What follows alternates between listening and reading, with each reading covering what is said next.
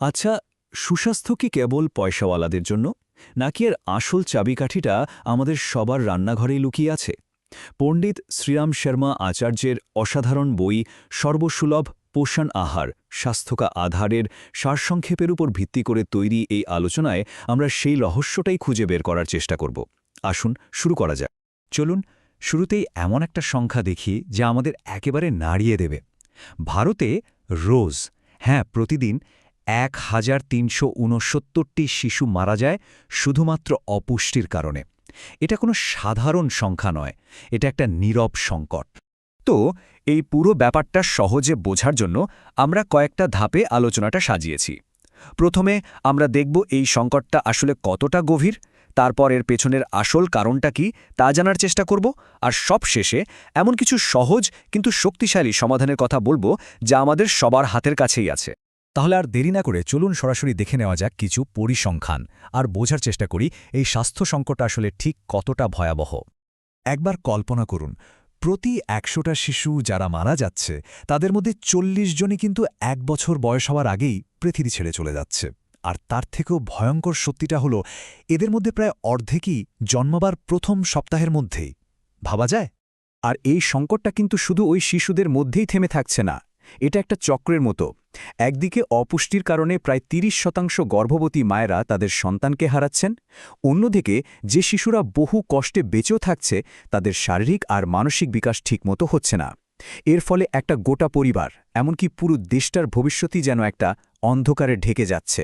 এইসব পরিসংখ্যান দেখে স্বাভাবিকভাবেই একটা প্রশ্ন মনে আসে, তাই না? এই যে এত বড় একটা বিপর্যয়, এর কারণটা কি সত্যিই খাবারের অভাব?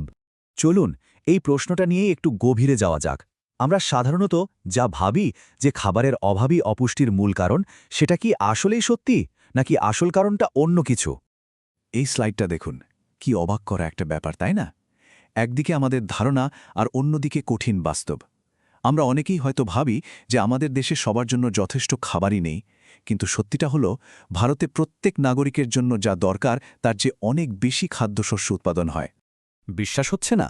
দেখুন, সেই ১৯৭৮-৭৯ সালের কথাই যদি ধরি, তখন ভারতে মাথাপিছু প্রতিদিন ৫৫০ গ্রাম খাদ্যশস্য মজুদ ছিল, যা কিনা প্রয়োজনের থেকে অনেকটাই বেশি। তাহলে বোঝাই যাচ্ছে সমস্যাটা খাবারের পরিমাণে নয়, সমস্যাটা আসলে সঠিক জ্ঞানের অভাবে। আমরা অনেকেই জানি না কোন খাবারটা কিভাবে খাওয়া উচিত। আচ্ছা, যদি খাবার যথেষ্টই থাকে, তাহলে এই অপুষ্টির ছবিটা এত ভয়ঙ্কর কেন? এর উত্তরটা কিন্তু আমাদের খুব কাছেই, হয়তো আমাদের নিজেদের রান্নাঘরেই লুকিয়ে আছে। আমরা রোজকার জীবনে এমন কিছু সাধারণ ভুল করি যা খাবারের সব পুষ্টিগুণ নষ্ট করে দেয়। যেমন ধরুন, চালটাকে চকচকে সাদা করার জন্য আমরা এমনভাবে পলিশ করি যে তার সবচেয়ে জরুরি ভিটামিন B1টাই চলে যায়। আবার ধরুন সবজির খোসা, আমরা ওটাকে আবর্জনা ভেবে ফেলে দিই, অথচ সবথেকে বেশি পুষ্টি তো ওখানেই থাকে। শুধু তাই নয়, ভালো খাবার মানে কি তা নিয়েও আমাদের মধ্যে অনেক ভুল ধারণা আছে। যেমন অনেকেই ভাবেন সাদা ধবধবে পালিশ করা চালটাই বুঝি সেরা, বা ঘি খেলেই বুঝি শক্তি হয়, হজম হোক বা না হোক। আবার মুখরোচক, ভাজাভুজি বা বেশি মশলাদার খাবারকেই আমরা পুষ্টিকর বলে ধরে নিই। কিন্তু সত্যিটা হলো, এই সব পদ্ধতিতেই খাবারের আসল পুষ্টিগুণটা মরে যায়। কিন্তু ঘাবড়ানোর কিছু নেই, কারণ ভালো খবরটা হলো এই সমস্যার সমাধান কিন্তু খুব কঠিন বা দামি নয়। এর সমাধান প্রকৃতি আমাদের হাতের কাছেই দিয়ে রেখেছে। একটা ছোট্ট উদাহরণ দিই, ভিটামিন এর কথাই ধরুন। দৃষ্টিশক্তি, রোগ প্রতিরোধ ক্ষমতার জন্য এটা যে কতটা জরুরি তা বলে বোঝানো যাবে না। আর জানেন, শুধুমাত্র এর অভাবেই প্রতিবছর হাজার হাজার শিশু অন্ধ হয়ে যায়। অথচ এই মারাত্মক পরিণতি আটকানোর জন্য আমাদের প্রতিদিনের প্রয়োজন কিন্তু খুব সামান্য, মাত্র ৩৫০০ থেকে ৫০০০ ইউনিট ভিটামিন এ।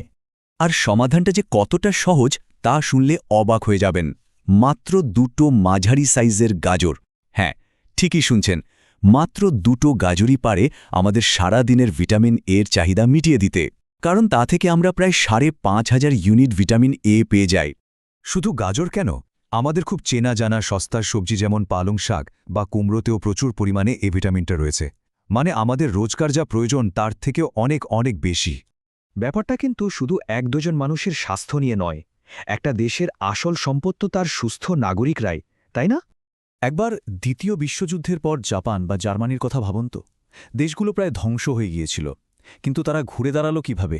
তারা সবচেয়ে বেশি জোর দিয়েছিল দেশের মানুষের স্বাস্থ্যের ওপর, আর তার ফলও তারা হাতে নাতে পেয়েছে।